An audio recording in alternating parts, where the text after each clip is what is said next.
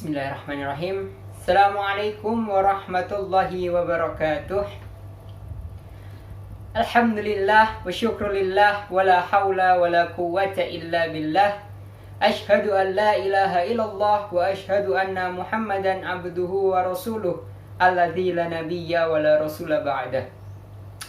Allahumma salli wa sallim wa barik ala nabiyyina wa rasulina wa habibina wa sayyidina wa qurrati a'yunina Muhammadin ibni Abdullah sallallahu alaihi wasallam wa man tabi'ahum bi ihsanin illa yaumil qiyamah, amma ba'd. Alhamdulillahirabbil alamin, teman-teman. Puji syukur hanyalah miliknya. Kita sepakat semua berawal dan berasal dari sisinya. Segala data, fakta, kenyataan yang kita rasakan pun semua berasal dari genggamannya dan kendalinya. Jutaan triliun sel yang ada dalam tubuh kita pun juga ada dalam kendalinya. Alhamdulillah rabbil alamin, teman-teman, kita masih diberikan segala puji syukur. Marilah kita haturkan hanya kepada Allah Subhanahu wa taala yang telah memberikan kita beribu-ribu kenikmatan. Nikmat iman, nikmat Islam, nikmat kesehatan, dan juga nikmat kemampuan dan juga kemauan, sehingga sampai saat ini alhamdulillah kita masih dapat menjalankan aktivitas-aktivitas yang tentunya itu akan dapat bermanfaat untuk diri kita sendiri dan juga untuk masyarakat sekitar. Tak lupa pula teman-teman semuanya, sholawat serta salam semoga senantiasa tercurahkan kepada uswah hasanah kita. Beliaulah sebaik-baik pemimpin, beliaulah sebaik-baik suami, dan beliaulah sebaik-baik manusia yang pernah ada, yang pernah hidup di muka bumi ini. Tak lain dan tak bukan, beliaulah Nabiullah Rasulullah Muhammad sallallahu alaihi wasallam yang telah membawa kita, yang telah membawa Islam dari zaman jahiliyah menuju ke zaman yang serba ilmiah, yang telah membawa kita semua dari zaman kegelapan menuju ke zaman yang terang benderang seperti saat ini dengan adanya cahaya dinul Islam. Alhamdulillahirabbil alamin, teman-teman semuanya, semoga dalam keadaan sehat walafiat semuanya. Oleh karena itu, perkenankanlah saya menyampaikan sedikit dari apa yang saya tulis dalam makalah individu saya yang berjudul Tingkah Laku dan Intelektualitas Remaja, atau Intelektualitas dan Tingkah Laku Remaja. Tapi teman-teman, mohon maaf kalau judulnya Tingkah Laku atau Intelektualitas dan Tingkah Laku Remaja, tapi saya menambahkan satu poin yang dimana saya rasa itu menjadi poin pelengkap antara intelektualitas dan juga tingkah laku, yaitu adalah poin amal atau poin mau mengamalkan. Teman-teman semuanya, mungkin kebanyakan manusia, kebanyakan dari kita semua itu berorientasi untuk senantiasa menuntut ilmu. Kita senantiasa berorientasi mengejar ilmu-ilmu. Kalau bisa sampai S3, sampai mendapat gelar profesor dan lain sebagainya. Tetapi ada satu hal yang mungkin sering kita lupakan, yaitu apa? Kita harus senantiasa menjaga tingkah laku, moralitas atau etika yang ada dalam tubuh, ada dalam diri kita. Atau kita harus mengatur etika atau moralitas kita, seperti itu teman-teman. Nah, kalau dalam bahasa Jawa itu ya unggah-ungguh lah, seperti itu. Oke teman-teman, jadi kita itu jangan kok hanya terus menuntut ilmu, tapi kita juga harus mempelajari atau harus membenahi tingkah laku dan juga moralitas kita semua.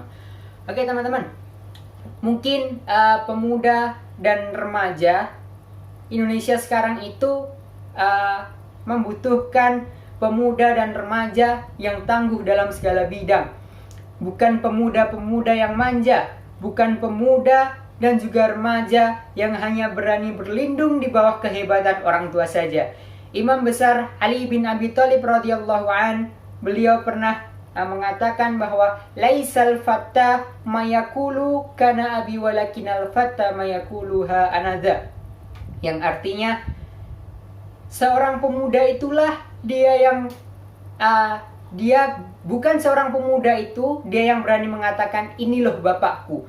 Akan tetapi seorang pemuda itu adalah dia yang berani mengatakan ini loh aku. Jadi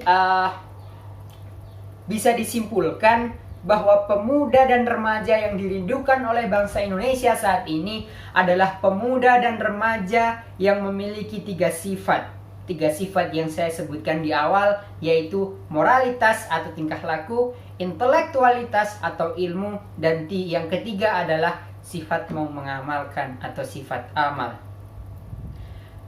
Kalau kita lihat ke belakang teman-teman semuanya, pada tahun 1945 yang mendesak Insinyur Soekarno untuk memproklamasikan kemerdekaan adalah golongan muda, yang akhirnya terjadi kejadian Rengas Dengklok.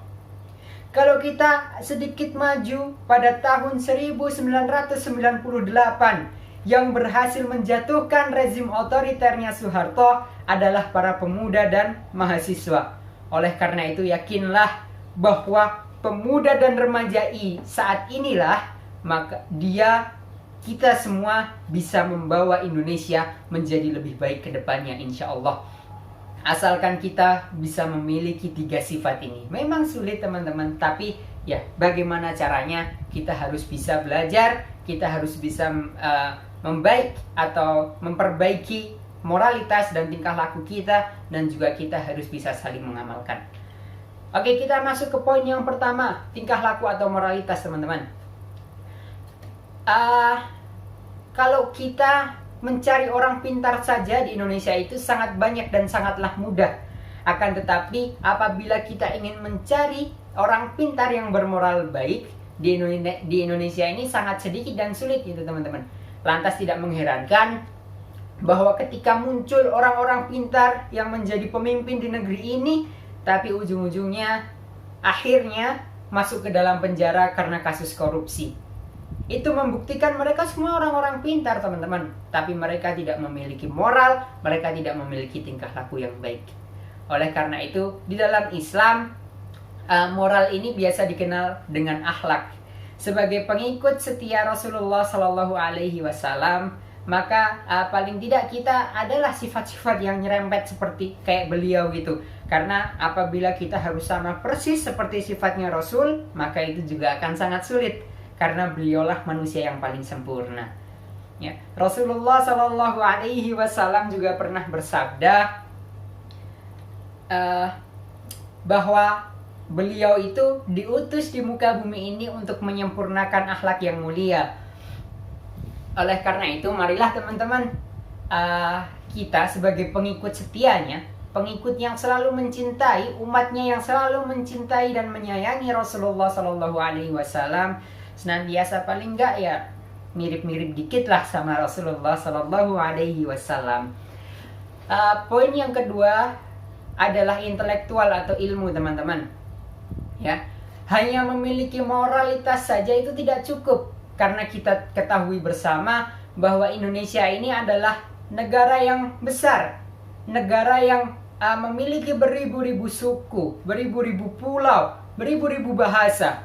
Apabila pemimpin bangsa kita ini tidak memiliki intelektualitas yang tinggi, pemimpin bangsa kita itu tidak memiliki ilmu yang tinggi, maka saya yakin bangsa Indonesia ini bukan menjadi bangsa yang semakin maju dan berkembang. Akan tetapi bangsa Indonesia ini akan menjadi bangsa yang semakin mundur dan semakin mudah untuk ditipu oleh bangsa-bangsa yang lain. Oleh karena itu, di dalam Islam juga banyak sekali ayat dan juga hadis yang bagaimana di sana menuntut kita atau mendorong kita, mewajibkan kita bahkan untuk menuntut ilmu. Ya, salah satu hadis seperti sabda Rasulullah Shallallahu Alaihi Wasallam, "Thalabul ilmi faridatun ala kulli muslimin wal muslimat." Tapi ada beberapa yang mengatakan tidak perlu menambahkan kata muslimat di sana. Muslimin udah mencakup semua umat Islam. Itu thalabul ilmi faridatun ala kulli muslimin. Menuntut ilmu adalah kewajiban bagi kaum muslim. Ya. Lalu ada lagi salah sebuah hadis juga itu Rasulullah Shallallahu Alaihi Wasallam pernah bersabda, utlubul ilma minal mahdi ilal lahdi. Utlubul ilma minal mahdi ilal lahdi. Menuntut ilmu itu dari sejak buaihan sampai ke liang lahat. Artinya sampai kita meninggal. Jadi tidak ada kata untuk berhenti, tidak ada kata istirahat untuk menuntut ilmu. Kapan waktu kita untuk istirahat untuk menuntut ilmu? Ya saat kita sudah meninggal kelak. Jadi bukan berarti teman-teman yang sudah sarjana, teman-teman yang sudah meraih gelar magister dan lain sebagainya, itu kewajiban menuntut ilmunya itu sudah berakhir. Tidak.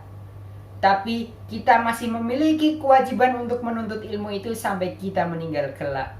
Oleh karena itu marilah teman-teman senantiasa kita terus mempelajari, terus menuntut ilmu-ilmu. Karena tidak ada yang merugikan, tidak ada dampak buruk dari kita menuntut ilmu. Yang ketiga adalah sifat yang melengkapi antara sifat tingkah laku. Poin ketiga ini adalah poin yang melengkapi antara sifat moralitas dan juga sifat intelektual, yaitu sifat mau mengamalkan. Ada sebuah mahfudzat pernah mengatakan, atau salah sebuah mahfudzat mengatakan, ilmu tanpa amal bagai pohon tak berbuah. Oleh karena itu marilah teman-teman senantiasa mengamalkan ilmu-ilmu yang kita dapat, ilmu-ilmu yang selama ini kita pelajari. Karena dengan dengan mengamalkan ilmu-ilmu yang kita miliki itu, maka insya Allah itu akan menjadi bekal kita, akan menjadi jariyah kita ketika kita sudah meninggal kelak. Bayangin, kita nggak ngapa-ngapain, tapi karena kita sudah mengamalkan ilmu-ilmu kita senantiasa mendapatkan pahala dari ilmu-ilmu yang kita amalkan tersebut. Karena Rasulullah Shallallahu Alaihi Wasallam pernah mengatakan bahwa apabila seseorang telah meninggal, maka terputuslah semua amalannya kecuali 3 perkara. Apa itu? Sodaqotun jariyah atau sodakoh jariyah. Yang kedua adalah ilmu yang bermanfaat. Yang ketiga adalah anak soleh yang senantiasa mendoakan kepada orang tuanya. Ilmu yang bermanfaat yang kita amalkan itu menjadi salah satu bekal atau jariah kita. Jadi ketika kita sudah meninggal, kita itu berbekal, membawa bekal teman-teman. Bahkan Allah Subhanahu wa Ta'ala pun juga menyuruh kita untuk berbekal. Sebagaimana firman beliau, maka berbekallah kalian, dan sebaik-baik bekal adalah ketakwaan kepada Allah Subhanahu wa Ta'ala. Oleh karena itu teman-teman, marilah agar ilmu yang selama ini kita pelajari tidak sia-sia dan dapat menolong kita ketika kita sudah meninggal kelak. Marilah kita amalkan ilmu-ilmu yang kita dapat. Di era digital seperti saat ini, kita mengamalkan ilmu itu dengan sangat mudah sekali teman-teman. Hanya memposting di Instagram mungkin, memposting di Twitter, Facebook dan lain sebagainya. Ilmu-ilmu yang bermanfaat, insya Allah itu juga akan menjadi jariyah kita bersama. Oleh karena itu marilah teman-teman semuanya kita senantiasa berdoa kepada Allah, meminta kepada Allah agar kita diberikan kekuatan, kita diberikan kemampuan dan juga kemauan tentunya untuk memiliki 3 sifat ini. Dan insya Allah yakinlah yang terjadi tahun 1945 dengan Renas dan Clocknya, 1998 dengan reformasinya, insya Allah semangat juang mereka harus kita tanamkan dalam hati kita dan senantiasa menjadi motivasi kita untuk senantiasa memperbaiki moralitas kita, menambah ilmu-ilmu yang kita dapat, dan juga motivasi kita untuk mengamalkan ilmu-ilmu yang kita dapat. Mungkin cukup sekian teman-teman. Banyak salah kata perbuatan itu murni munculnya dari diri saya pribadi. Namun apabila ada kelebihan manfaat dari apa yang saya sampaikan, maka murni itu semuanya muncul dari Allah Subhanahu wa Ta'ala. Banyak salah, mohon maaf. Billahi fisabilil haq, fastabiqul khairat, nasrun minallah wa fathun qarib, nun wal qalami wa mayasturun. Wassalamualaikum warahmatullahi wabarakatuh.